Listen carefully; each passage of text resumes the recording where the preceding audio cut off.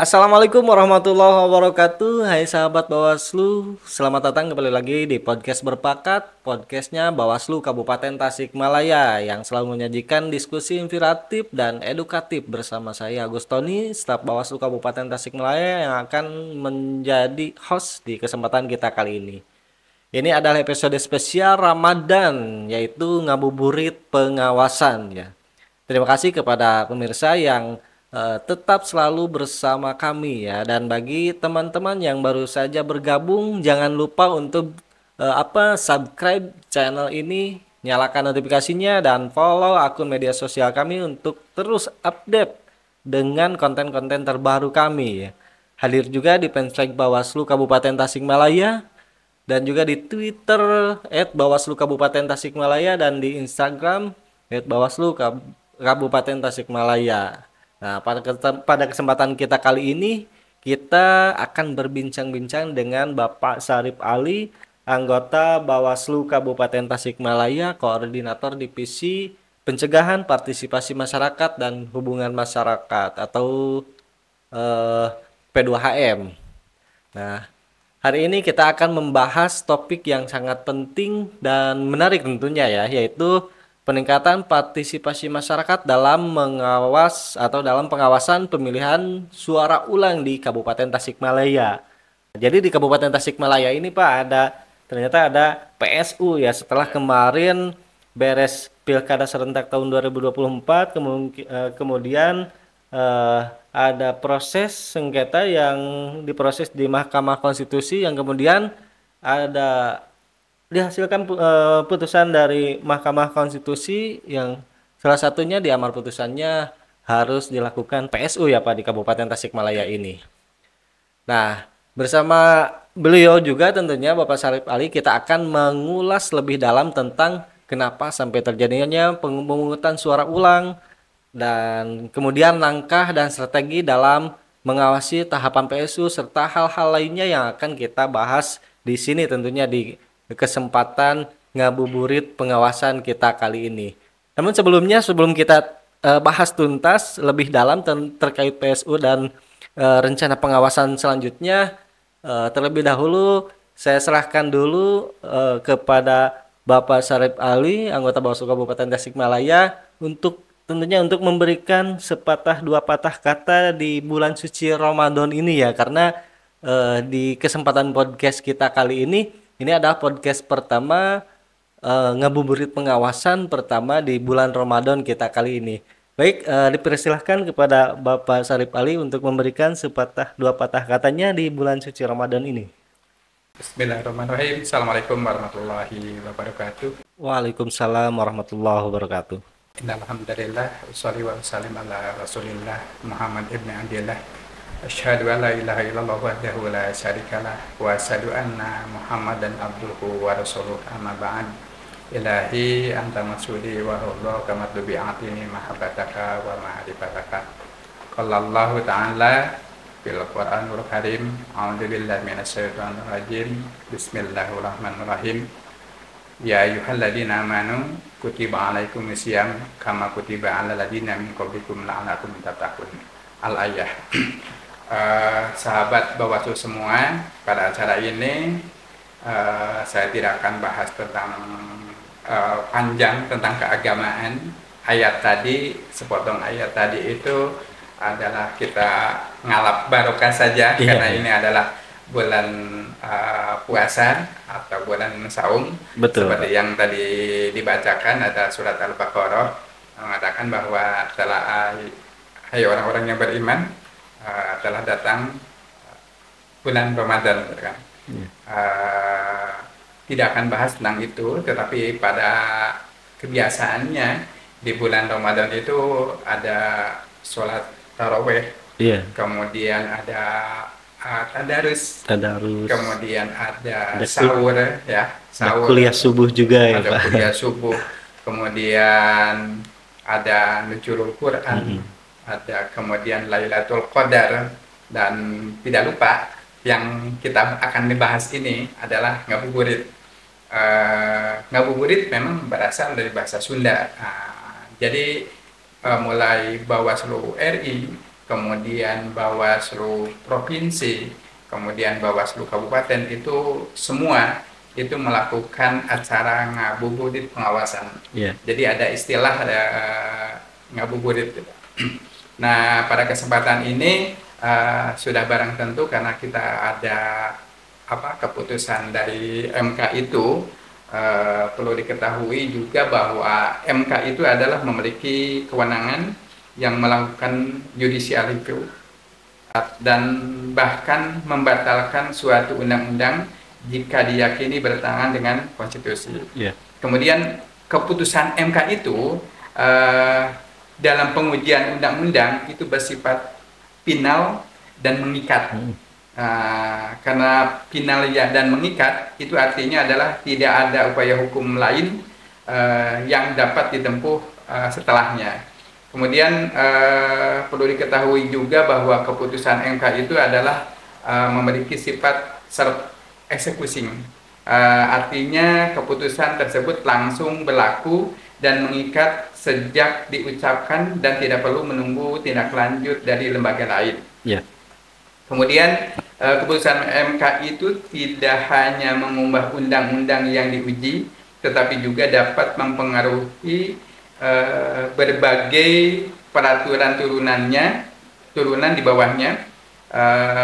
Itulah yang salah satunya. Kenapa kemarin di hasil PAPU kita adalah di PSU, bukan hanya kita saja sebenarnya. Ada 15 yang PSU secara keseluruhan se-Indonesia ya, Pak? Yang pemilu ulang seluruh gitu kan. 14 adalah kabupaten kota dan 1 adalah tingkat provinsi. Kemudian ada juga yang PSU-nya hanya beberapa TPS, kemudian ada yang keputusannya ditolak, ada yang harus KPU memperbaiki.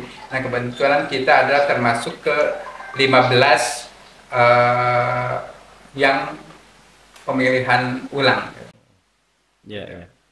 Berarti se-Indonesia ya lumayan ada banyak juga yang diputuskan oleh MK yang menyebabkan harus PSU ya Pak. Tadi sebelum ke PSU ya Pak, terkait program ngabuburit ngabuburit pengawasan ya, yang tadi disampaikan oleh Pak Kordip bahwa program ngabuburit pengawasan ini bukan hanya di Kabupaten Tasikmalaya saja, bukan hanya di Bawaslu Kabupaten Tasikmalaya saja. Ternyata itu sudah di launching juga di Bawaslu RI-nya, dilakukan di Bawaslu RI, kemudian turun ke Bawaslu Provinsi Jawa Barat atau Bawaslu Provinsi ya se-Indonesia juga ya tentunya, kemudian diteruskan juga atau dilakukan juga oleh Bawaslu Kabupaten Kota ya, seperti halnya yang kita lakukan sekarang, program ngabuburit pengawasan yang dilakukan oleh Bawaslu Kabupaten Tasikmalaya ya.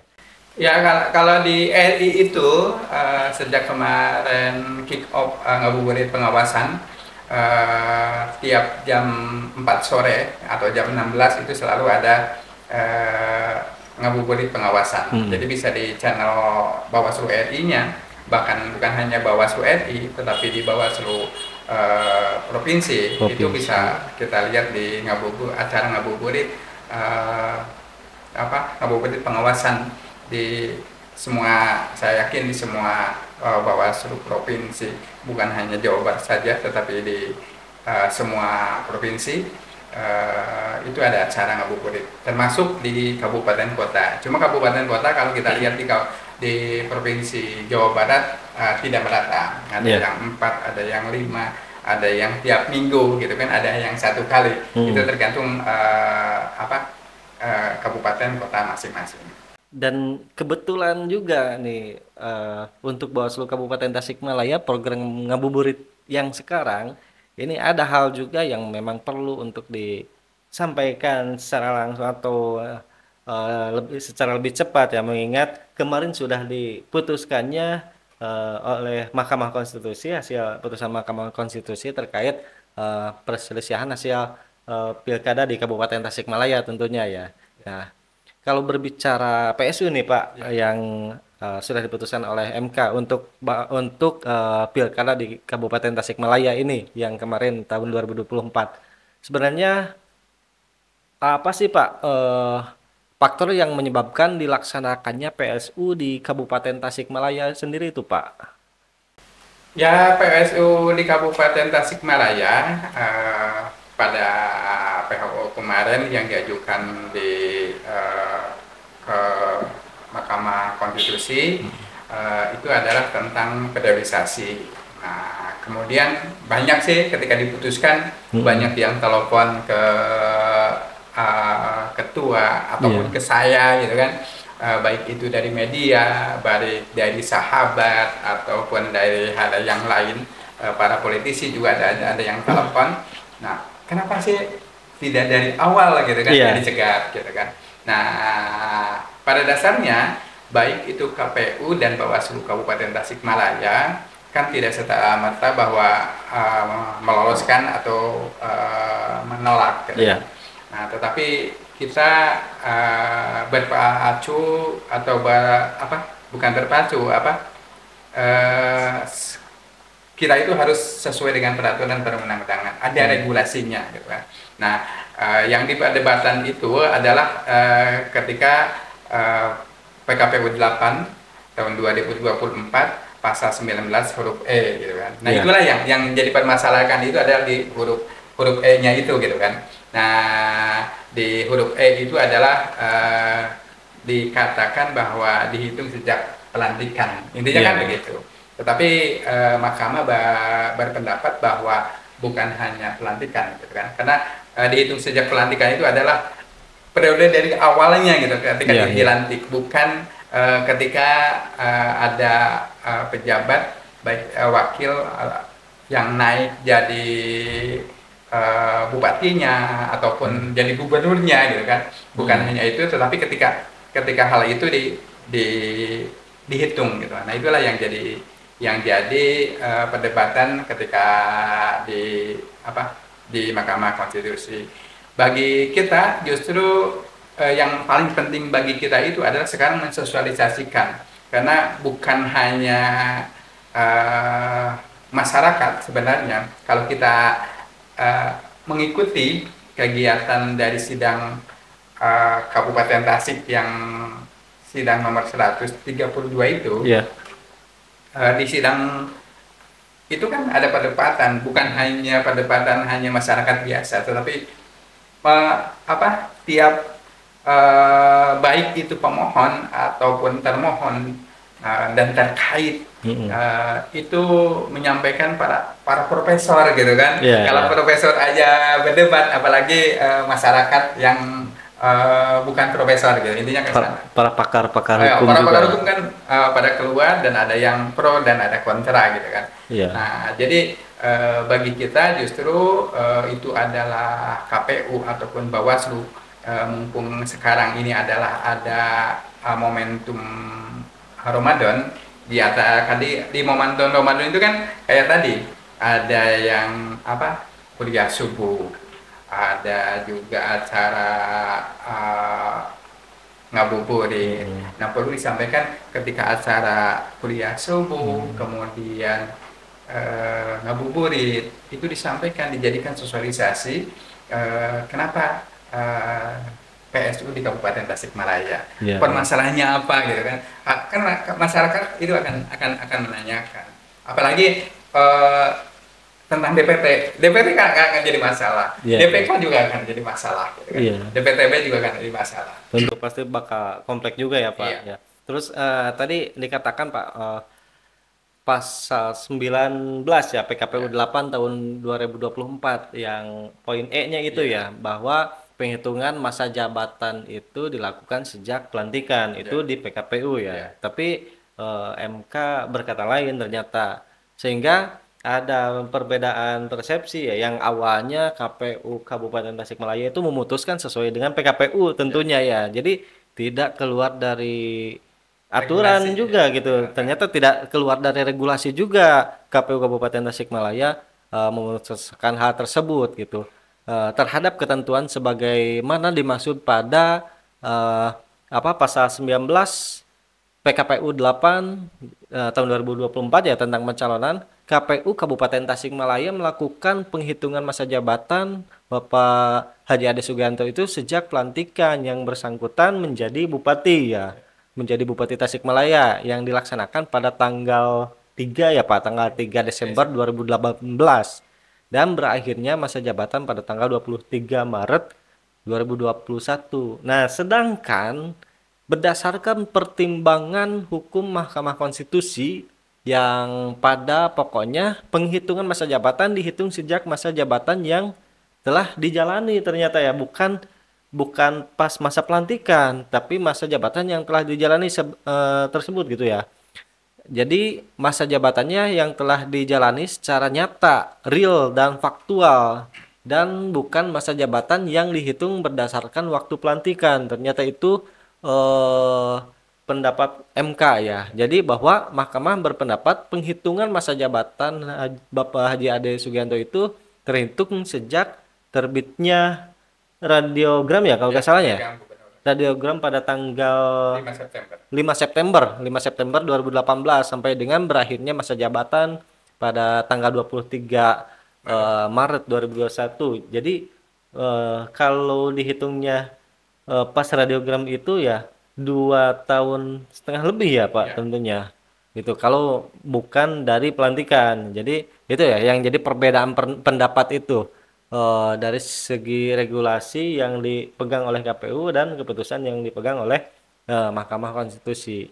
Jadi dari KPU, dari Bawaslu sebelumnya memang bukan keluar dari aturan gitu meloloskan Bapak Haji Ade Sugianto itu, tapi memang aturan dari PKPU-nya ya dihitungnya seperti itu. Jadi lolos di awal gitu.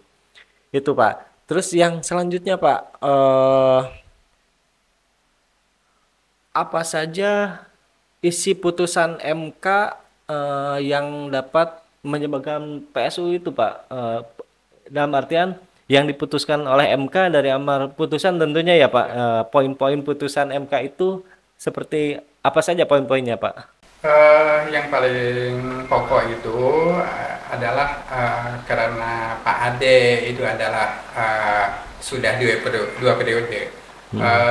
Perlu masyarakat juga tahu gitu kan, periodisasi itu gimana. Periodisasi itu apabila sudah menjabat jabatan yang sama, baik itu di daerah sama ataupun di luar daerah, kemudian kebetulan Pak Ade Sugianto itu adalah di daerah yang sama, dihitung satu periode itu adalah ketika 2 tahun setengah, sama atau lebih 2 tahun setengah. Nah kemudian seperti yang tadi disampaikan, kalau kita dihitungnya adalah dari sejak pelantikan, itu hanya 2 tahun 3 bulan 22 hari. Nah kemudian kalau dihitung dari sejak radiogram, secara real dan faktual kata MK itu adalah dari 5 September itu adalah 2 tahun 6 bulan 18 hari. Jadi bedanya lebihnya itu ada hanya 18 hari. Hanya 18 hari ya Pak? 18 hari. Nah MK mengatakan bahwa karena itu lebih dari 2 tahun setengah, maka dihitung satu periode, dan Pak Ade Sugianto itu didiskualifikasi. Yang di situ hanya Pak Ade-nya saja, Pak Iibnya tidak gitu kan. Pak Iibnya tidak, dan bukan hanya kita. Yang persis sama itu ada 3 kabupaten kota, termasuk Kutai dan Kabupaten Tasik gitu kan. Adalah yang PSU yang mirip atau sama lah, sama kasusnya ya, periodisasi. Jadi bukan di Indonesia, bukan hanya Kabupaten Tasik yang begini. Sama seperti yang ditadikan bahwa KPU Kabupaten Tasikmalaya kemudian Bawaslu mengawasinya, itu adalah sesuai dengan peraturan yang berlaku waktu itu, karena adanya poin PKPU 8 tahun 2024 pasal 19 huruf E-nya itu, kita ngitungnya karena ada huruf E bahwa hitungannya adalah sejak pelantikan, maka kita ngitungnya dari 3 Desember, bukan dari 5 September. Nah, walaupun pihak MK sudah diputuskan bahwa 5 September itu dihitung. Iya ya. Nah, terus ini saya juga baca, Pak, kebetulan ini baru baca dari amar putusannya, Pak. Ya. Dari amar putusannya secara tekstual, poin-poinnya memang ada beberapa poin, ada satu, dua, tiga, empat, lima, enam, tujuh, tujuh poin penting yang apa yang diputuskan oleh Mahkamah Konstitusi. Salah satunya ini dari poin satu sampai poin satu mengabulkan permohonan pemohon untuk sebagian ya. Nah, poin 2 sampai poin 5, 1 2 3 4 5 ini membatalkan eh, keputusan KPU Kabupaten Tasikmalaya ya.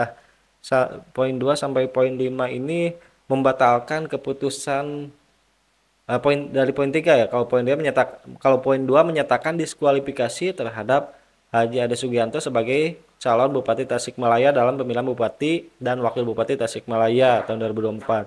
Kemudian poin 3-nya menyatakan batal keputusan Komisi Pemilihan Umum Kabupaten Tasikmalaya tentang penetapan hasil pemilihan Bupati. Kemudian poin 4-nya sama, membatalkan keputusan KPU. Poin 5, pembatalan keputusan KPU juga, KPU Kabupaten Tasik. Kemudian ada poin 6-nya, eh, memerintahkan kepada partai politik nih Pak, memerintahkan kepada partai politik atau gabungan partai politik pengusul atau pengusung ya calon bupati atas nama Bapak Haji Ade Sugianto yang didiskualifikasi untuk mengusulkan penggantinya. Jadi partai politik pengusung atau pengusul Bapak Haji Ade Sugianto itu harus mengusulkan lagi nama baru pengganti Iya, Bapak Haji Ade Sugianto ya Pak iya, gitu ya. iya, iya. Itu dari poin apa? Dari poin 6 ya, dari amar putusan. Kemudian yang selanjutnya eh jadi hanya calon bupatinya saja, sementara calon wakil bupatinya yang terpilih Iya. Bapak Haji Ip itu tetap dicalonkan sebagai calon wakil bupati tetap ya. Jadi hanya calon bupatinya saja, hanya Pak Ade Sugiantonya yang diganti ya. Kemudian ada juga memerintahkan termohon untuk melaksanakan pemungutan suara ulang PSU. Jadi pemerintah termohon itu KPU. KPU ya. Iya. Jadi memerintahkan KPU Kabupaten Tasikmalaya untuk melaksanakan pemungutan suara ulang. Dan di dalamnya juga terkait pemilihnya juga tidak dimutakhirkan lagi ya Pak. Iya. Walaupun jeda waktu dari tanggal 27 November sampai sekarang tentu pasti ada yang masuk 17 tahun gitu. Yang tadinya belum umur 17 tahun jadi sudah punya hak pilih menjadi 17 tahun. Tapi karena memang putusan MK yang menyatakan bahwa eh, pemilih juga itu diambil dari pemilih yang waktu tanggal 27 November 2024 ya. Di DPT-nya, DPTB-nya atau DPK-nya gitu ya, Pak. Iya. Nah, nah itu yang memang harus kita ekstra atau lebih keras lagi mensosialisasikan ya, Pak, kepada masyarakat lebih luas, khususnya lagi apalagi KPU yang memang kewajiban utama untuk lebih mensosialisasikan juga. Kita juga sama kan dari berbagai kesempatan sama ikut mensosialisasikan ya, Pak. Iya. Iya, memang memang betul. Yang pertama yang yang MK diskualifikasi adalah hanya Pak Ade Sugiantonya Iya, saja. Karena di DIS maka tentu saja KPU ada pendaftaran calon lagi, betul. yang tidak semuanya partai politik, hanya partai pengusung saja yang mencalonkan pengganti Pak Haji Ade Sugianto. Kemudian pasti ada pendaftarannya, ada timelinenya. Hmm. Kemudian yang disampaikan oleh pengusung, dan yang lainnya tidak hanya pengganti Pak Ade aja gitu yang Iya. otomatis ketika yang pengganti itu harus diverifikasi juga. Jangan sampai terjadi masalah seperti saya yakin KPU dan kita Bawaslu itu akan betul-betul mengawasi hal persyaratannya itu adalah memenuhi syarat atau tidaknya. Kemudian kita akan ketika pendaftarannya itu akan diperiksa, kemudian kita awasi apakah KPU melaksanakan putusan MK ini, karena memang waktunya mepet sebenarnya, mepet hanya 60 hari gitu kan. Karena 60 hari, kemudian karena 60 hari itu otomatis DPT-nya memang seperti yang disampaikan tadi, DPT adalah DPT yang tanggal 27 November itu. 27 November 2024. Jadi walaupun yang kemarin beda 1 hari atau 2 hari misalkan ya, nanti ada itunya adalah tanggal 19 April kita melakukan PSU, pemungutan suara ulang, bukan berarti yang lahirnya kemarin tidak hanya 17 kurang 2 hari ataupun kurang sehari, itu bukan bisa memilih kita, tetap saja. Jadi DPT-nya itu ada DPT yang kemarin. Nah, perlu ada, baik itu adalah pengawas yang ad hoc, PTPS, kemudian PKD dan Panwascam, itu tolong diperhatikan juga tentang hal tersebut, karena mungkin saja nanti ada ya, saya udah punya KTP gitu kan, KTP elektronik yang baru diterbitkan, padahal nanti usianya sudah 17 ketika 19 April itu, tetapi tidak memenuhi syarat karena yang 17 tahun ke atasnya itu adalah ketika tanggal 27 November tahun 2004. Jadi tidak ada pantalih lagi, tidak ada DPT dimutakhirkan lagi. Semuanya adalah DPT yang kemarin gitu kan. Dan masuk DPTB itu adalah yang kemarin gitu kan. Nah, hal tersebut perlu diperhatikan juga karena DPT itu pasti yang kemarin itu sudah banyak yang meninggal. Mungkin juga ketika itu adalah yang TMS masih, yang DPT yang kemarin masih ada. Kemudian itu tolong nanti bukan hanya pengawas yang ad hoc, tetapi pada masyarakat seluruhnya untuk ikut berpartisipasi dalam pengawasan partisipatif. Karena Bawaslu kan kemudian secara jumlah kemudian itu pasti kurang. Kecamatan hanya 3, satu desa cuma 1, PTPL 1 gitu kan. Nah, berbicara ini Pak, mohon maaf dipotong sedikit, berbicara tadi data pemilih DPT, DPTB, DPK itu ngambil yang kemarin 27 November 2024. Nah, itu kan yang diputuskan oleh MK ya.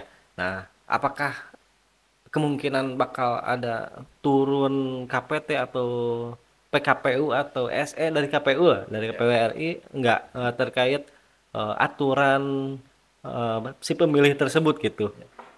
Sampai saat ini belum ada tentang aturan itu. Ada juga bukan SE, surat dinas tentang pendaftaran. Pendaftaran ya. Pendaftaran calon pengganti Pak Haji Ade yang di DIS gitu kan. SE itu hanya baru itu gitu. Baru kan. itu ya. Nah, kemungkinan ke depan ada bisa saja ya, surat dinas atau KPT atau KPKPU yang baru gitu kan. Karena bukan hanya Kabupaten Tasik saja, banyak yang sekitar 15 yang PSU ulang. PSU ulang otomatis dengan banyaknya itu saya pikir perlu peraturan yang atau juknis yang benar-benar ada juknisnya gitu kan. Kalau sampai saat ini adalah baru ada surat dinas tentang pencalonan. Kita harapkan justru KPU menurunkan sehingga kita tahapan-tahapannya itu kita gampang mengawasinya gitu kan. Karena ada tahapan-tahapan terutama tahapan yang perlu kita awasi itu apakah nanti ada kampanye lagi gitu kan.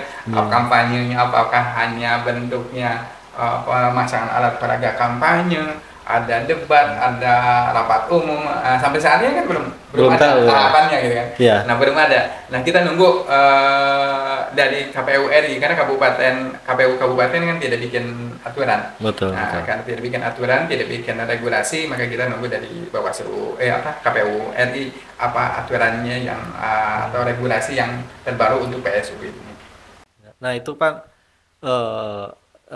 terkait data pemilih atau si pemilih tersebut, partisipasi pemilih itu mungkin salah satu dampak yang mungkin akan terjadi dengan adanya PSU di Kabupaten Tasikmalaya. Itu akan berdampak ke pemilih tersebut. Nanti apakah pemilihnya akan partisipasi pemilihnya akan naik atau sebaliknya akan turun gitu. Kalau kemarin kan dari pemilu ke pilkada partisipasi pemilih menurun ya Pak. Apakah sekarang ketika PSU itu akan naik lagi atau tetap seperti yang kemarin atau malah menurun lagi gitu karena PSU gitu. Nah, terus jika partisipasi masyarakat berkurang, lalu bagaimana cara atau strategi untuk meningkatkan pengawasan partisipasi masyarakat pada PSU di Kabupaten Tasikmalaya, mengingat pengawasan partisipatif merupakan hal yang sangat penting untuk partisipasi masyarakat sendiri. Ini kaitannya dengan pengawasan partisipatif ya Pak.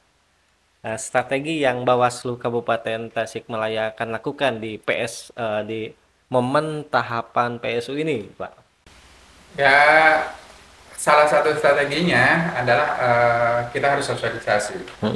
Mumpung sekarang ada bulan Ramadan, ada yang kuliah subuh, ada yang ngabuburit sebelumnya ada kultum gitu kan, Yeah. kuliah 7 menit gitu kan.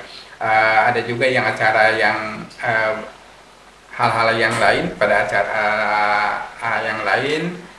Kemudian kita mengharapkan justru yang panitia ad hoc gitu kan, panitia yang ad hoc baik itu Panwascam pun nanti PKD yang sampai saat ini sih belum ada di belum ada SK-nya untuk diaktifkan kembali, tetapi pada dasarnya akan mengaktifkan kembali panitia ad hoc yang ada gitu kan. Yeah. Kecuali yang tidak memenuhi syarat gitu. Tidak memenuhi syarat itu kan bisa dia yang meninggal, bisa yang udah kerja keluar gitu kan, tidak jadi mengawasi lagi gitu kan, punya pekerjaan yang lain yang tadinya konsen, jadi tidak konsen gitu. Misalkan yang ad hoc udah pindah atau kerja di luar, sehingga di dalam acara nanti PSU itu atau tahapan sudah tidak aktif gitu kan, karena tidak. Nah, ini sekarang kembali ke pengawasan bentuk partisipasi ya, bentuk partisipasi seperti yang dapat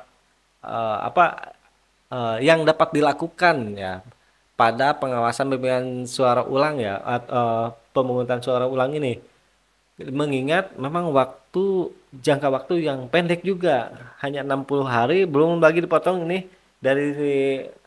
dari kemarin pembacaan putusan sampai sekarang kan sudah hampir nyampe 10 hari ya Pak, sehingga kalau dihitung 10 hari tinggal 50 hari lagi ya, Argo terus berjalan, sementara ya kita memang harus benar-benar mempersiapkan, di samping penyelenggara KPU mempersiapkan pelaksanaannya, kita juga sama mengawasi apa yang dilaksanakan oleh KPU dan lain sebagainya. Nah, ini bentuk partisipasi dari masyarakat ini, mengingat jangka waktu yang pendeknya, kita sosialisasi ke masyarakat secara langsung seperti kemarin ya, ke sekolah-sekolah, ke pesantren dan lain sebagainya. Memungkinkan atau tidaknya gimana nanti, apakah bisa atau tidaknya ya, mengingat waktu yang memang cukup pendek. Nah, tapi kita juga perlu strategi untuk menarik partisipasi masyarakat ya. Salah satunya mungkin dengan podcast ini menginformasikan. Terus apakah ada misalnya lewat kehumasan, medsos dan lain sebagainya Pak, strategi-strategi lainnya barangkali? Ketika tadi ad hoc tadi belum tanggal, kan yang Kabupaten Tasik itu adalah tanggal sampai Februari gitu kan. Nah, setelah keputusan itu kita kumpul bersama dengan Panwas ad hoc. Nah, kita sampaikan justru yang terlatih itu sampai saat ini partisipasi masyarakat untuk hanya Bawaslu di medsos gitu kan. Yang karena itu adalah hanya yang memang efektif, medsos, kemudian media dan media lain, medsos lainnya, tapi kan tidak semua bisa apa bisa terjangkau gitu Iya. kan. Orang-orang tua tidak bisa dengan punya WA, kemudian Facebook, Instagram dan yang lainnya gitu kan.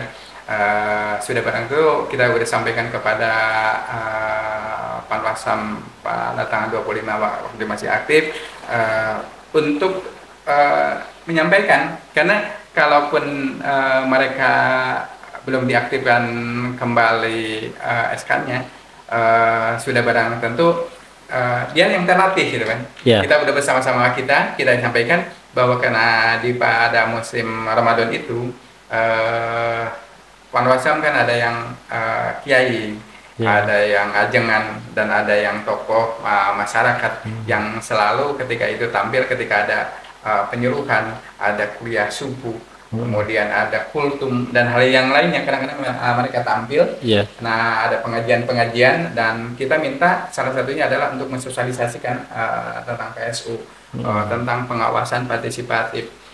Karena waktu otomatis kalau ke yang kemarin kan jangka waktunya panjang, kemudian sudah tahapan dari awal sudah diketahui. Kalau sekarang hanya pertama ada pendaftaran, yang sudah ada itu ada pendaftaran, dan nanti PSU tanggal 19 April. Iya. Otomatis kalau tadi tiga kan 60 hari, justru kalau kalau pada kemarinnya tanggal 24, sekarang kan malah dikurangi dengan Dikurangi, tanggal iya. 19 gitu kan. Iya. Karena argo tetap Iya, berjalan. berjalan. Nah, otomatis kita tidak bisa serta-merta dengan hanya Bawaslu saja. Iya. Kita juga mengharapkan panitia ad hoc yang kemarin itu untuk sosialisasikan, kemudian alumni SKPP, kemudian alumni P2P itu semua aktif ya. Iya. Dan bukan hanya, sebenarnya kan bukan hanya kewajiban masyarakat saja, alumni-alumni atau yang pernah kita sampaikan sosialisasi, sebenarnya ini bagi pihak lain pun, baik itu adalah KPU dan yang lainnya, itu harus mensosialisasikan. Tokoh masyarakat juga harus mensosialisasikan PSU, karena ini adalah keputusan MK yang final dan mengikat. Gitu. Baru ya kalau di Tasikmalaya PSU secara keseluruhan Ya. semua TPS gitu ya. Ya. Baru Ya. Ya. baru kali ini soalnya. Ya, kita kan keseluruhan gitu kan. Iya.